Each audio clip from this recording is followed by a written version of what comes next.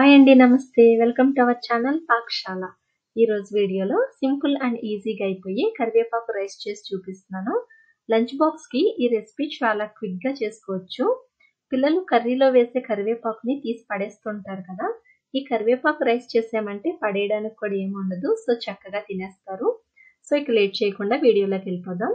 First అయితే ఒక cup basmati rice తీసుకున్నాను. వీటిని నీట్గా వాష్ చేసి ఒక గిన్నెలోకి తీసుకుని 5 కప్స్ వాటర్ యాడ్ చేసి దీంట్లోకి ఒక అనాస పువ్వు, కొద్దిగా దాల్చిన చెక్క, 2 యాలకులు, 4 లవంగాలు, కొద్దిగా షాజీరా, ఒక బిర్యానీ ఆకు, 1 స్పూన్ ఆయిల్, కొద్దిగా అల్లం వెల్లుల్లి పేస్ట్, రైస్కి సరిపడా సాల్ట్ యాడ్ చేసుకుని ఒకసారి స్పూన్తో మొత్తం బాగా కలిపి ఇక రైస్ని ఉడికించుకోవాలి.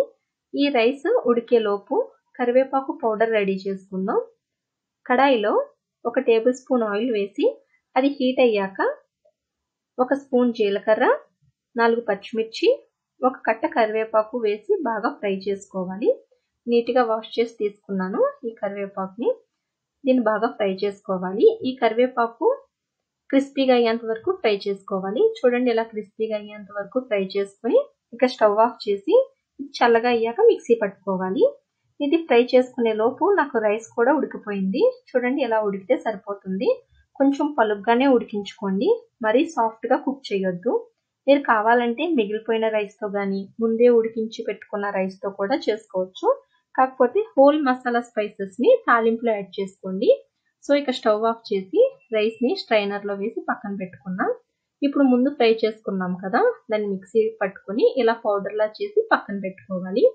ముందు ఫ్రై చేసుకున్న అదే కడాయిలో 1 టేబుల్ స్పూన్ ఆయిల్ వేసి అది హీట్ అయ్యాక 1/4 టీ స్పూన్ జీలకర్ర, 1/4 టీ స్పూన్ ఆవాలు వేసి ఒకసారి బాగా కలిపి పెద్ద సైజు ఉల్లిపాయని స్లైసెస్గా కట్ చేసి తీసుకున్నాను. వీటిని ఫ్రైడ్ ఆనియన్స్ లాగా ఫ్రై చేసుకోవాలి.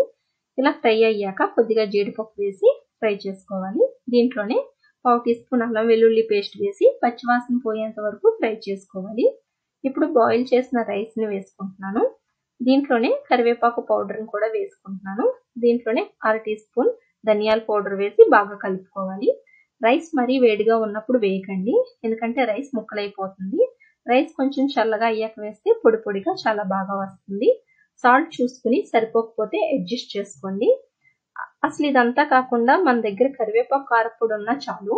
ఈ పొడి ప్లేస్లో కారపొడి యాడ్ చేసుకుంటే సరిపోతుంది.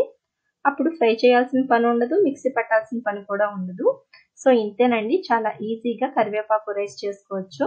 కరివేపాకు మన డైలీ రొటీన్ ఫుడ్లో ఎక్కువగా యాడ్ చేయడం వల్ల హెయిర్ గ్రోత్ ఇంప్రూవ్ అవుతుంది. అలాగే ఐ సైట్ ఇంప్రూవ్ అవ్వడానికి కూడా చాలా యూజ్ అవుతుంది.